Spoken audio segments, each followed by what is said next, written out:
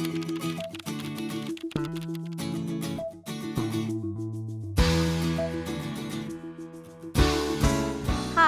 I'm Janet Doherty, and I proudly serve as the Executive Director of the Environmental Protection Commission. Our mission is to protect Hillsborough County's natural resources, its environment, and the quality of life for our citizens. 2017 marks the EPC's 50th year of environmental stewardship, leadership, and service to our community. Today we are excited to share with you the history of our unique journey to bring environmental excellence to a changing world. Our story begins with Terrell Sessoms, who introduced the EPC Enabling Act to the Florida legislature in 1967. I enjoyed sailing, and I had a little 16-foot sailboat. And I sailed out from Davis Island into the bay, and I noticed immediately that I didn't want to fall overboard. There were feces floating around in the water. It was pretty bad.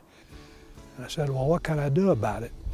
Well, I was in the legislature then, and I had some idea. We need to have a public authority that can compose some standards for clean water and clean air that can then enforce them. And I spent the next year figuring out how to get it done.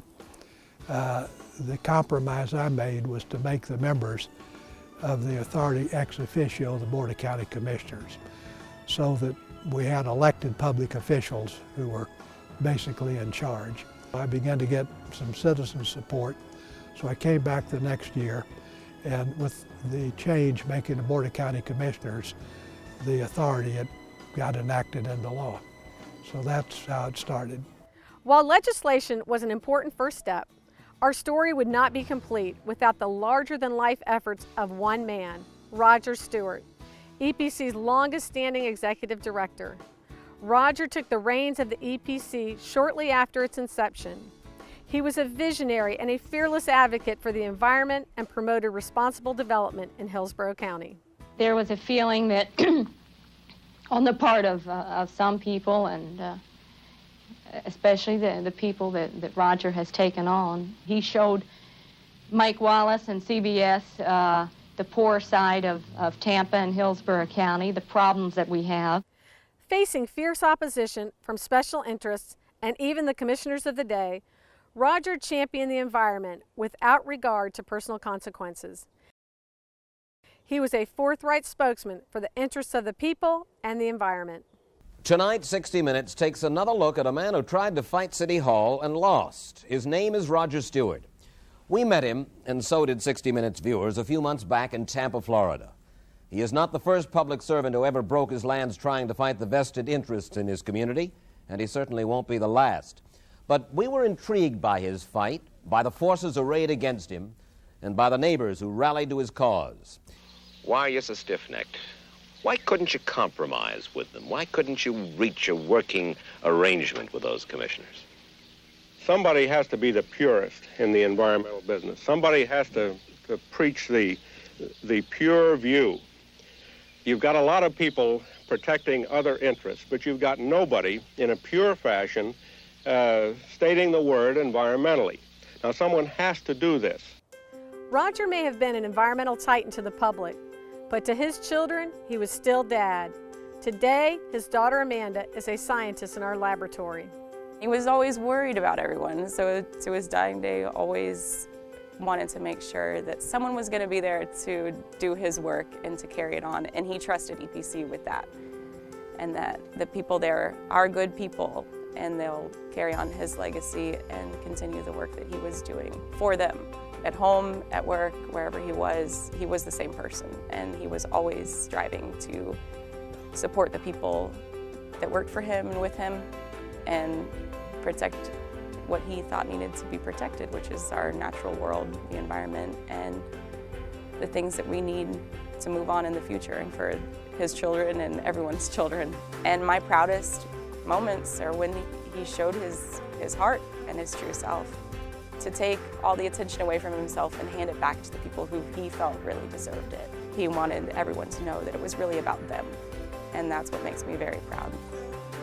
Roger went on to be reinstated as executive director and served 30 years as a passionate defender of the environment and EPC. What is important is that each and every one of you are involved in what I have been involved in, possibly more deeply than I have, and more significantly because you are the citizens of Hillsborough. I can't say too much more, except that it's been my pleasure to serve you. Thank you very much. Equally important to the agency were the service and leadership we enjoyed under Dr. Garrity's tenure following Roger's retirement. Dr. Garrity, thank you for being here today. Thank you, Janet. It's a pleasure to be here today to help celebrate EPC's 50 years of excellence. For 15 years, it was my honor to serve as the Executive Director of EPC and to continue the great work of protecting our local environment. As you know, Tampa Bay is a premier destination in the state of Florida, in large part due to the beautiful natural resources that we enjoy locally. At the same time, Hillsborough County has experienced enormous growth in the last 50 years in residential and commercial development, as well as increased industrial activities. We recognize that this is necessary for the creation of jobs and the health of our local economy. Finding the right balance between the needs of the environment and those of industry has not been easy. Through the years, there have been major pollution events that have adversely affected our ecosystems. The presence of an engaged local regulatory agency like EPC to address these issues has been key to ensuring that people who live, work, and visit here can enjoy all the natural beauty we have to offer while allowing the economy to grow and prosper. Over the course of time, our air and water quality have significantly improved. Our water and air quality monitoring networks are among the longest running in the nation, tracking over 40 years of environmental progress. This data is used for research, education, and planning, both nationally and internationally. We have seen an increased reduction in air pollution through the retrofitting of power plants and waste incinerators with new state-of-the-art control technology. In 1979, the City of Tampa upgraded the Hookers Point sewage facility to advanced wastewater treatment, eliminating the practice of dumping essentially raw sewage into the bay. This was the beginning of the recovery of the Tampa Bay ecosystem. Through continued, effective regulations, water quality has improved to levels not seen in decades. Seagrass is an important indicator of the health of the bay, and levels have increased an impressive 56% in the last 28 years. Other significant environmental improvements have been provided through our Pollution Recovery Fund. To date, this program has awarded over $8 million to fund over 150 projects designed to further environmental protection in Hillsborough County. In 2007, the agency found itself under siege, fighting for the right to have stricter regulations to protect wetlands than those provided by the state. The citizens rallied to our defense, voicing their support for continued local oversight and publicly affirming the importance of wetlands to our area. As a result, we not only retained our local oversight, but we developed a more efficient, customer-friendly process for the review and mitigation of wetland impacts. As a result of the economic downturn that began in 2008, we lost 25% of our staff. It became paramount for the agency to find ways to continue to accomplish our mission more efficiently with less resources. We created our environmental and business stakeholder groups to assist in identifying issues and strategies to address these new challenges and to continue the agency's sustainability into the future. Because of our demonstrated excellence in environmental leadership, EPC has received delegation to administer over 15 major programs from federal, state, and regional agencies. Having delegated programs allows EPC to provide a higher level of service to our citizens. We were the first local agency to accept delegation of the Petroleum Restoration Program from the state in 1987. Since then, we have overseen the cleanup of approximately 1,400 contaminated petroleum sites. This program and others we administer are crucial to protecting our groundwater.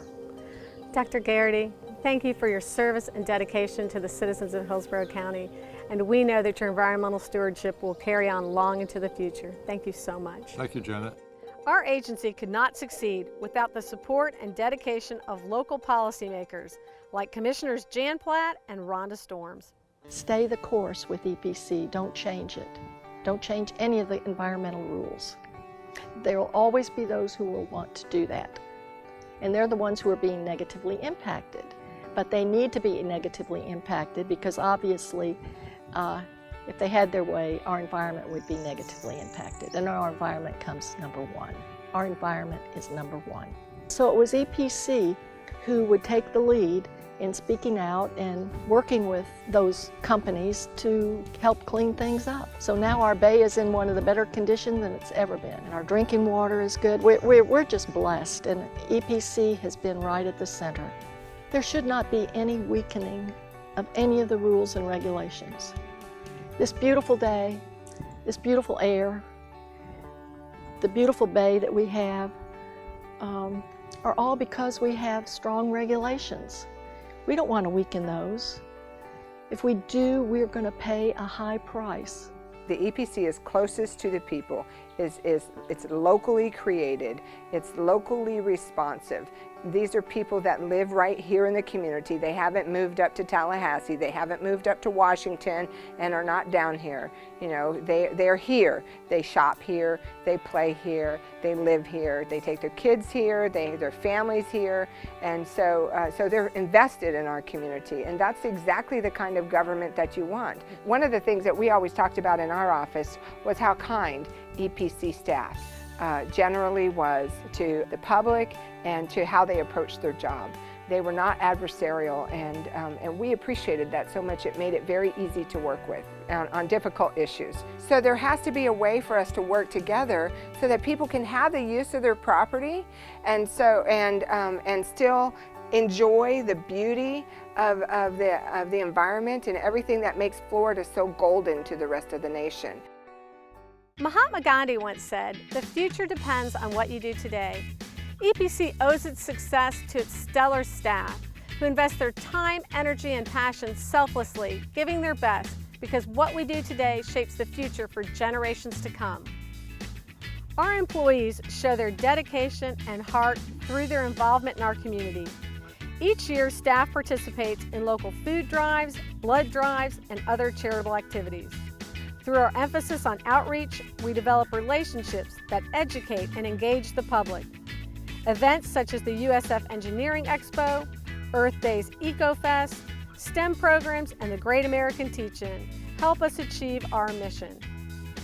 EPC's annual Clean Air Fair is a premier outreach event and recently won the Community Engagement Award from the Sustainable Florida Collins Center. EPC is more than a workplace. We are a family. We love our children, pets, and animals, and we support and cherish each other. In 2016, the EPC was awarded the prestigious Florida Governor Sterling Award for Performance Excellence. We are the first environmental regulatory agency in the state to receive this award. We could not have accomplished this without the full support of our board, and joining me is our current chair, Les Miller. I can't think of a more deserving agency than the Environmental Protection Commission to receive the Governor Sterling Award, as well as your other recent accomplishments and recognitions. EPC has played a major role for 50 years, and we got to continue to make sure that you're around and continue to make sure that our environment is protected for the next 50, 100 more years. We need to make sure that EPC, number one, is funded properly. You're going to have to hire more staff because as this county grows, your responsibilities are going to grow.